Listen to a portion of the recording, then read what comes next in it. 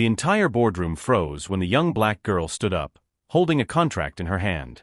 Her voice cut through the silence like a blade. "Excuse me, but this clause is a trap." The CEO's confident smile vanished in an instant, and the room filled with gasps. Nobody had ever dared to challenge him like that before. The tall glass building stood like a monument to power, and inside its top-floor boardroom, the air carried a weight of authority. At the head of the polished table sat Mr. Harrison, the CEO, with his expensive suit and a smile that had convinced countless people to sign away their futures. Around him were his lawyers and executives, all leaning back with the confidence of men who believed they had already won. Into this room walked Maya, a young black girl no older than her early 20s, carrying nothing but a slim folder in her hand. She didn't come with a team of advisors or stacks of papers, only with quiet determination. Everyone's eyes followed her, some with curiosity, others with quiet mockery, as though she had already been defeated.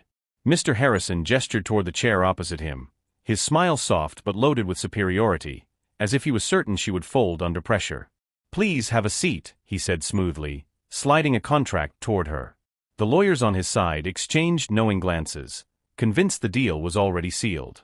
Maya sat down, her hands steady, her eyes scanning the room before lowering to the thick bundle of papers.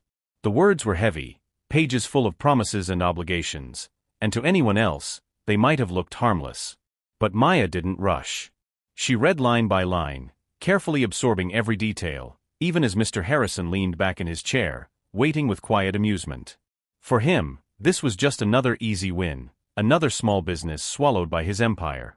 But for Maya, this meeting was not just about contracts and signatures, it was about her community, her future, and the dignity of the people she represented. And though she looked small at the table, the fire in her eyes said otherwise. As Maya's eyes moved across the pages, her instincts sharpened with every line she read, because something about the contract felt heavier than the smooth words suggested.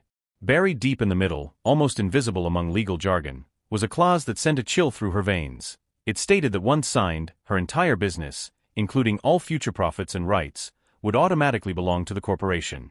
To most people, it would have looked like a standard condition, a harmless sentence tucked between paragraphs of technical language.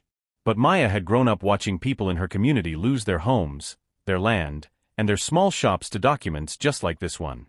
She recognized the trick immediately, and her stomach tightened. Across the table, Mr. Harrison watched her with a calm, practiced smile, leaning back in his chair as though he was certain she would not notice. His lawyers exchanged quiet smirks, tapping their pens, confident in their hidden scheme. "It's nothing unusual," one of them said lightly, pretending to adjust his tie, "just standard procedure." The executives chuckled quietly, treating Maya's silence as hesitation, as if she were intimidated. But inside her, anger and strength began to rise. She thought of her mother's words, warning her that the world of contracts and boardrooms was full of traps designed to look like opportunities. Maya knew this was more than business. This was an attempt to strip away her people's future while disguising it as a golden deal. Her fingers pressed against the paper firmly, her jaw tightened, and while everyone in the room believed she was about to nod and sign, she was in fact preparing herself for a confrontation that no one expected. The silence in the room grew tense as Maya lifted her eyes from the contract, her voice breaking through the false comfort that filled the boardroom.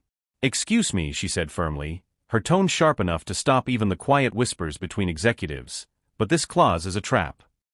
Every head turned, and the sound of laughter that had been bubbling from the CEO's side of the table died instantly. Mr. Harrison's confident smile faltered, and for the first time, his eyes flickered with surprise. He leaned forward, as if he hadn't heard her correctly, but Maya did not waver.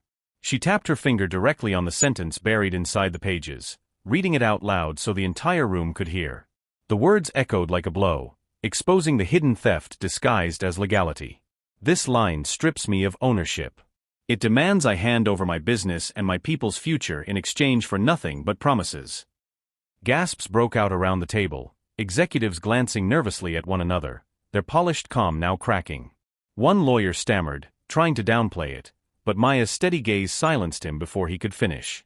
She stood, her voice clear and powerful, no longer just speaking for herself but for everyone who had ever been tricked into signing away their dreams.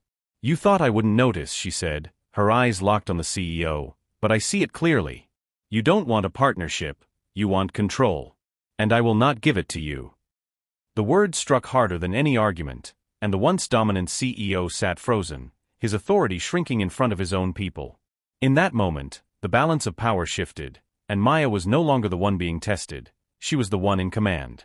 For a long moment, the room hung in silence, broken only by the soft hum of the air conditioner, as if even the walls were waiting for what would come next. Mr. Harrison cleared his throat, attempting to gather the charm he always used to control situations, and forced a smile that no longer reached his eyes. "You must be misunderstanding," he began, his voice lower than before. "These are just standard protections, nothing more." But Maya did not allow his words to flow unchecked. She leaned forward, her voice steady but filled with fire. "I understand perfectly. That line is no protection, it is a chain. You wanted me to walk in blind, but I came prepared to see through your disguise. My community has suffered too long at the hands of men who smile while stealing everything from us, and I will not let it happen again." The weight of her words pressed on every person in the room, and suddenly, the smirks of the lawyers disappeared, their eyes shifting away in shame. The executives who once chuckled at her now looked unsettled, realizing the trap had been uncovered in front of witnesses. Even the investors at the back, who had been silent until now, began whispering to each other, their confidence in the CEO visibly shaken.